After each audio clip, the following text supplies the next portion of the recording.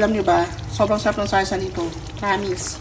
Kaya i-try nyo na rin to. At sobrang bilis lang itong lutuin. Tamis ang hang to, kaya medyo manamis-namis. Gusto ko ng kamay, haluin ko lang maigi to. Huwag nyo masyadong dadamihan yung toyo kasi aalat kasi hindi natin ito tutubigan. Konti sugar lang mga 1/4 cup lang ngayon, no? Yan. Masarap kasi ito yung manamis-namis na alam yung nalalasap mo yung asim ng kalamansi. So, ayan na. Lipat na natin sa ating paglulutuan. Kunin natin lahat ng bawang. Ang margarine. Ayan, hulog ko lang dyan. Takpan ko lang para talagang kumulo na siya. Ayan, nangangamoy na. Haluin ko lang. Ayan, so hihinaan ko na. Okay, mga mi, check natin. Okay na nyo, diba? Nagtubig siya kahit na hindi tayo naglagay ng tubig dito.